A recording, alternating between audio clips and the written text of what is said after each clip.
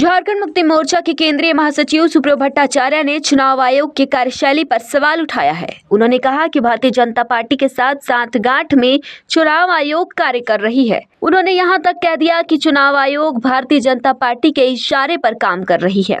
सुप्रियो भट्टाचार्य का कहना है कि झारखंड सरकार का कार्यकाल 5 जनवरी को समाप्त हो रहा है, लेकिन आयोग ने समय से पहले ही चुनाव की घोषणा कर दी, वो भी बीजेपी के इशारे पर। सुप्रियो भट्टाचार्य ने कहा कि चुनाव आयोग का दौरा जब रांची में हुआ तो हम लोगों ने चुनाव आयोग को अवगत भी कराया था। इसके साथ ही उन्होंने मांडू, रामगढ़ और खिजरीसल्ली को अलग अलग चरण में बांटने को लेकर कहा कि चुनावी सभा कर क्षेत्र को प्रभावित करने की साजिश भाजपा चुनाव आयोग के द्वारा रची जा रही है। इसके पहले ईडी की कार्रवाई होती थी। आप लोग को जानकारी आने से पहले एक ट्वीट आ जाता था एक्स पर, भाजपा के एक नेता का। तो सारा खेल अब दीनदयाल उपाध्याय मार्ग नई दिल्ली से होता है, चाहे वो चुनाव आयोग हो, चाहे वो इन्फोर्समेंट डायरेक्टरेट हो, डीआरआई हो, सीबीआई हो, आईटी।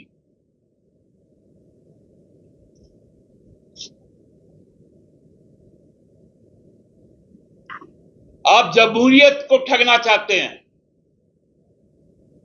आप कहते हैं कि लेवल प्लेइंग फील्ड होगा।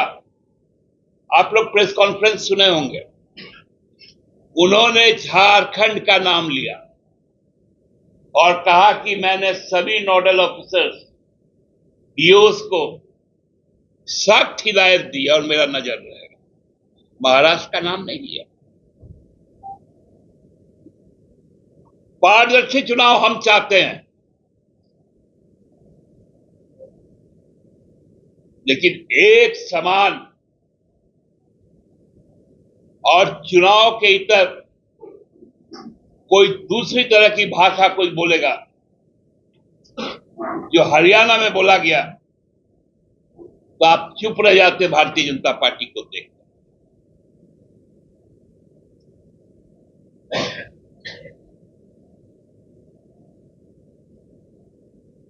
जब आपके लोग आएंगे तो सुरक्षा के नाम पे नो फ्लाइंग जोन हो जाएगा। अरे आपके नेता स्टार प्रचारक है, हमारे नेता स्टार प्रचारक है, तो स्टार प्रचारक में भेदभाव कैसे?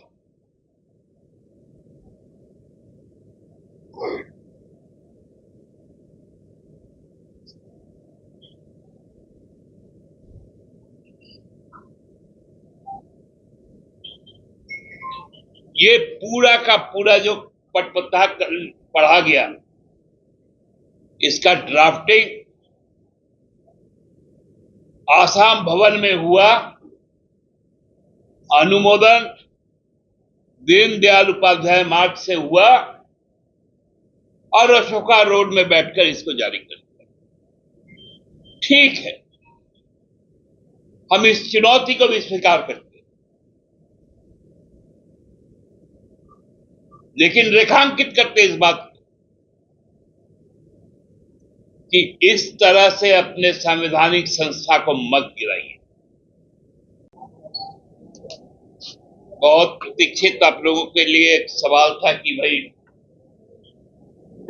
आगामी विधानसभा का चुनाव कब होगा। हम लोगों को ये पहले से ही मालूम था कि जिस प्रकार से इस राज्य के लोगों की आकांक्षा की पूर्ति के लिए जो एक यात्रा चल पड़ा था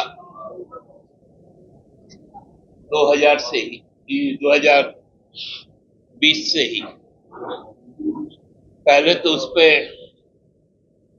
वैश्विक महामारी का एक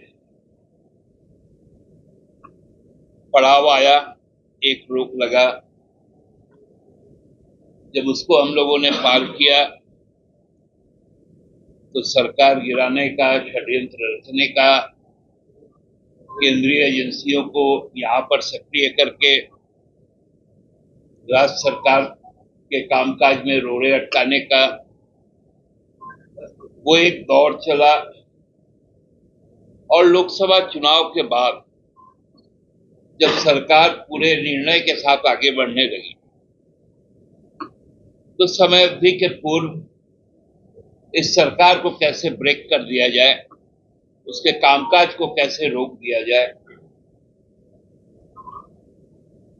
महिला सशक्तिकरण की ओर बढ़ रहे कदम, युवाओं नौजवानों के लिए किए जा रहे काम, किसान मजदूरों के प्रति दायित्व, सामाजिक सुरक्षा, सर्वजन पेंशन, ओपीएस,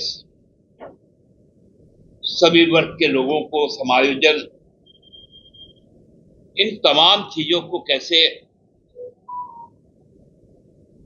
मतलब रोका जा सके, बैरियर लगाया जा सके, इससे हम लोगों को भी ये आशंका थी कि झारखंड में चुनाव हो जाएगा।